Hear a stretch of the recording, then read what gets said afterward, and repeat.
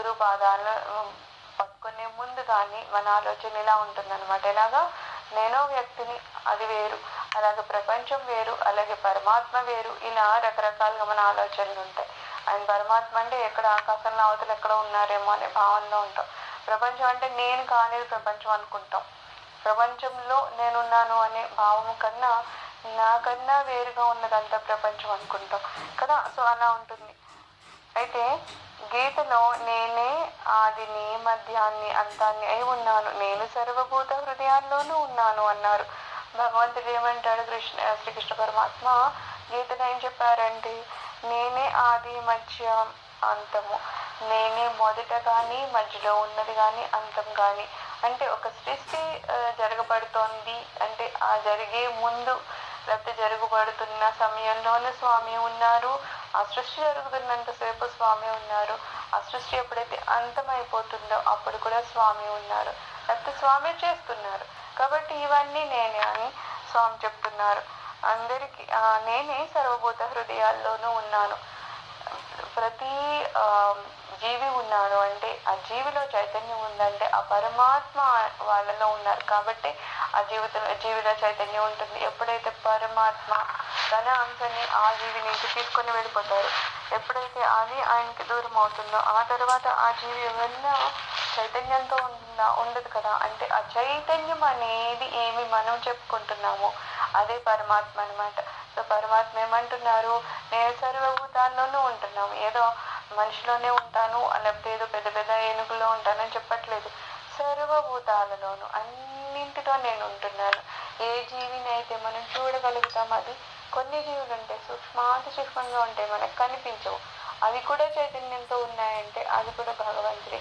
ఇవే కాకుండా వృక్షాలవని, రాయి రప్ప, నదులు ఏమైనా అవని అణువణువు కూడా ఆ స్వామి వారితో నిండి ఉందన్నమాట. అందుకని ఏమంటున్నారు? అన్నింటిలో స్వామి ఉన్నారని మనకు తెలుస్తుంది. అతడే అందరికి మూలము, ఆధారము మరియు అంతము. అందుకని ఏమంటున్నారు? ఆ స్వామి వారే మనము జన్మిస్తున్నామన్నా ఆ స్వామి, మనము అంటే మన శరీరము ఒక రూపాన్ని తీసుకొని మనం జన్మిస్తున్నామన్నా ఆ స్వామి వారి మనల్ని సృష్టిస్తున్నారు, మనల్ని నడిపిస్తున్నారు. ఏదో రోజు ఈ శరీరాన్ని దూరం చేస్తారు అంటే అది అంతం చేస్తున్నారు. అలాగే సృష్టి కూడా ఆయనే సృష్టి చేస్తున్నారు, నడిపిస్తున్నారు. ఒక సమయంలో ఆ సృష్టిని అంతటిని ఆయన అంతం చేస్తారు. సో ఎలా చూసినా ఏమంటున్నారు? మూలము, ఆధారం, అంతం కూడా స్వామి అని. అందరూ అతని నుంచే బయలువెడి ఆయనతోనే ఉండి ఆయనలోనే లయమవుతూ ఉన్నారు. ఆయన నుంచే వస్తున్నాము, ఆయనతోనే ఉంటున్నాము, ఆయనలోనే మనం లయమైపోతున్నాం. కాబట్టి ఆయన వేరుగా లేరు. భగవంతుని కార్యకలాపాలలో ఒక దశ వలన ఈ విశ్వం వ్యక్తమవుతుంది. అంతా బ్రహ్మమే, అది అఖండంగానే ఉంటుంది అంటున్నారు. అయితే ఏమంటున్నారు? భగవంతుడు ఏదో ఒకలాగా చెప్పాలంటే ఆయన ఏదో కాస్త టైం పాస్ కి ఆటలాడుకుంటున్నట్టు సృష్టి చేస్తారంటారనమాట. ఆయన ఏదో కష్టపడిపోయి ఇదేదో పని చేయాలి ఇది చేయాలి అని మనలాగా ఏమి ఉండదు. ఆయన యథాలాపంగా ఊరికి అట్లా ఆటలాడుకుంటున్నట్టు సృష్టి చేస్తారు. అలాగా ఆయన కార్యకలాపాల్లో ఇదొకటట. అలాగ ఒక విశ్వం వ్యక్తమవుతుంది. అంటే అంతా బ్రహ్మమే. ఆ విశ్వాన్ని వ్యక్తపరిచింది స్వామి. కాబట్టి ఆ విశ్వమంతా కూడా ఏముంది? బ్రహ్మమే ఉంది. అందులో కాసింత బ్రహ్మం ఉందా? అలా ఇలా కాదు. ఆ విశ్వం అంతా కూడా బ్రహ్మమే, అది అఖండంగానే ఉంటుంది. ఇది అది అని చెప్పడానికి ఇంత మేరే స్వామి ఉన్నారు. లేకపోతే ఈ సమయంలో ఆయనకి ఏమన్నా కాల పరిమితి, దేశ పరిమితి ఉన్నాయా? అలా ఏ పరిమితులు ఉండవు. అంతటా బ్రహ్మే వ్యాపించి ఉంటారనమాట. అందుకని ఏమంటున్నారు? అఖండంగా ఉంటారు, ఖండాలుగా ఏమీ ఉండరు.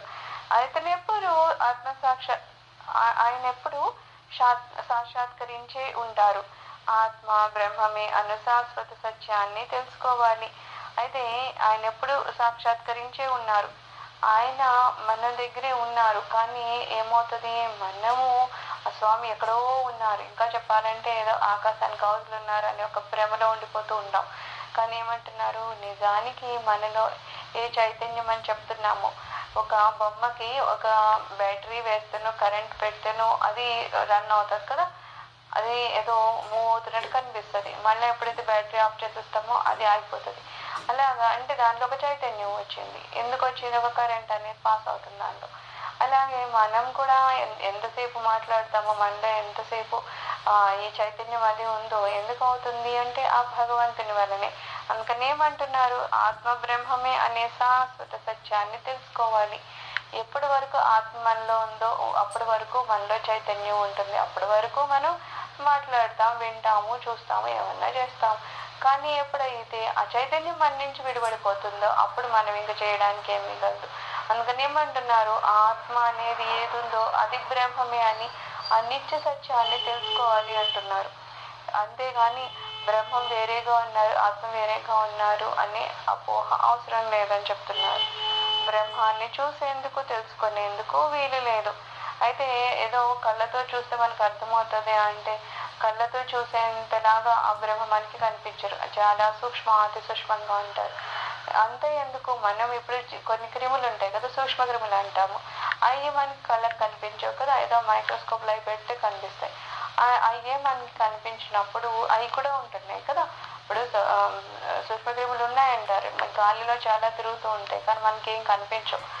అవే మనకి కనిపించినప్పుడు జీవులు ఉన్నాయని మనకి మైక్రోస్కోప్ లో చూస్తే ఉన్నాయని చెప్పేవి మనకి కనిపించినప్పుడు ఇక్కడ ఉన్నదంటే ఇక్కడ పరమాత్మ కదా. ఆయన ఏదో మనకి కళ్ళతో కనిపిస్తేనో లేకపోతే ఏదో చెవులతో వినిపిస్తేనే అప్పుడు ఏదో నమ్ముతాము అనడానికి ఆయన ఎలా కనిపిస్తారు? ఆ సూక్ష్మాతి సూక్ష్మమైన ఆ సూక్ష్మ క్రిమిలో కూడా అంతకన్నా సూక్ష్మంగా భగవంతుడే కదా దాగి ఉన్నారు. ఆ సూక్ష్మ క్రిమిలో కూడా ఒక చైతన్యం ఉంది అంటే అందులో కూడా భగవంతుడే ఉన్నాడు అని చెప్తారనమాట. సో ఏమంటున్నారు, ఆ బ్రహ్మాన్ని చూడడానికి కానీ తెలుసుకోవడానికి కూడా వీలుండదు. అది ద్రష్ట, దర్శనము, దృశ్యము అనే త్రిపుటికి అతీతమైంది. అది ఏదో చూసేవాడు, చూడబడుతోంది, చూడడానికి ఏముందో అది అట్లా చెప్పడానికి ఏముండదు. నిజం చెప్పాలంటే ఆ మూడు కూడా మళ్ళా ఆ భగవంతుడు అవుతాడు. కూడా నేను చూస్తున్నానంటే ఇక్కడ ఏదో ఆత్మ వేరు, భగవంతుడు వేరు, చూసేవాడు వేరు, ఇలా రకరకాలుగా వేరు వేరు ఏముండదు, అంత కలిపి ఆ స్వామి వారే. అందుకని ద్రష్ట, దర్శనం, దృశ్యం అనేవి ఏమీ ఉండవు. సద్వస్తువు ఎప్పుడు ఒకేలా ఉంటుంది. బ్రహ్మణోహి ప్రతిష్టాహ అని గీత అంటుంది. అంటే ఈ అహం తెలుసుకుంటే మొత్తం తెలిసిపోతుంది. నిజంగా ఏం తెలుసుకోవాలట, కేవలం అహం అంటే ఏంటో మనం తెలుసుకోవాలట.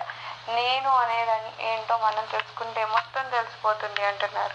నేను అనేది ఏంటి, నేను అనేది అనాత్మ అని మనం ఇంతవరకు అనుకునే వాళ్ళం కదా. శరీరం ఏతుందో దాంతో తాదాత్మ్యత చెంది అదే నేను అనే దృష్టిలో మనం ఉంటూ ఉండేవాళ్ళం. అందుకనేంటి, అదే ఆ శరీరానికి ఏం కావాలో వాటి కోసం మనం తపన పడి దాని వెంట పరిగెత్తి దానికి కావాల్సినవి ఏవో సమకూర్చడం కోసమని కష్ట నష్టాలు పడుతూ ఉండేవాళ్ళం. కానీ ఎప్పుడైతే మనము ఆత్మ నేను కాదు, ఆత్మే నేను, అహం అంటే ఆ ఆత్మ అని ఎప్పుడైతే తెలుసుకుంటామో ఇంక తెలుసుకోవడానికి ఏం మిగలలేదట. నిన్న కూడా చెప్పినట్టు ఎప్పుడైతే నేనే ఆత్మనని మనం తెలుసుకున్నామో ఆ తర్వాత నువ్వు శాస్త్రాధ్యయనం కూడా చేయాల్సిన అవసరం లేదంటారు. వేరే వేరే వేరే వేరేగా ఏవేవో తెలుసుకోవాలి, ఎవరినో అడగాలి, ఇంకా అలా చేయొద్దంటారు. దానివల్ల నువ్వు కేవలము కాలాన్ని వేస్ట్ చేసుకుంటున్నావు తప్పే నీకు వచ్చేదేం లేదంటున్నారు. నువ్వు తెలుసుకోవాల్సింది ఏంటంటే నేను ఆత్మని, నేనే పరమాత్మని, నాలో ఉన్న పరమాత్మ మాత్రమే శాశ్వతమైంది తప్పితే ఈ శరీరం శాశ్వతం కాదు అని నువ్వు తెలుసుకుంటే ఎన్ని శాస్త్రాలన్నా చదువు, ఎంతమంది సద్గురులన్నా పట్టుకో, ఆఖరికి ఏం చేస్తారు, వాళ్ళు తిప్పి తిప్పి తిప్పి తిప్పి ముందు ఏమంటున్నారు, రకరకాలుగా ఈ పూజలు చేయి, ఆ పూజలు చేయని ఏదో చెప్తారు, లేకపోతే ఇలా అంటారు, అలా అంటారు, ఇంకా కావాలంటే డబ్బులు మన దగ్గర వసూలు చేస్తారు. ఇంకా చేసి నువ్వు ఏ మార్గాన్ని పట్టుకున్నా సరే ఆఖరికి ఎక్కడికి తీసుకెళ్తారంటారు, నువ్వు ఇంతే చేసింది నీ ఏమని తెలుసుకోవడానికి, నాలో పరమాత్మ ఉన్నారని తెలుసుకోవడానికి. అందుకని ఏమంటున్నారు, నువ్వు ఎన్ని మార్గాలు పట్టుకున్నా, ఎంతమంది గురువుని పట్టుకున్నా, ఎన్ని శాస్త్రాన్ని అధ్యయనం చేసినా ఆఖరికి ఏ మాట తెలుస్తుందో అది ఇప్పుడు నీకు తెలిసింది కదా. నేనే ఆత్మని, ఆత్మే శాశ్వతమైంది, ఈ ఆత్మని నేను తెలుసుకోవడం కోసమే నా ప్రయత్నం చేయాలి, ఇదే నా లక్ష్యం, ఈ గమ్యం చేరడం కోసమే నాకు ఈ శరీరం దొరికిందని నీకు ఎప్పుడైతే తెలిసిందో ఇంకా ఇంకా ఇంకా ఎందుకు అనవసరమైన చదువుకుంటూ ఏదో శాస్త్రం, ఇంకా ఆ శాస్త్రంలో ఏముంది, ఆ గ్రంథంలో ఏముంది, వాళ్ళు ఏం చెప్తారు, వీళ్ళు ఏం చెప్తారని మనం వేరేగా అనవసరంగా టైం వేస్ట్ చేసుకుంటే దానివల్ల సమయం వృధా అవుతుంది తప్పితే మనకు వచ్చేది ఏం లేదు అని చెప్తున్నారు. సర్వం శ్రీ గురుజీ.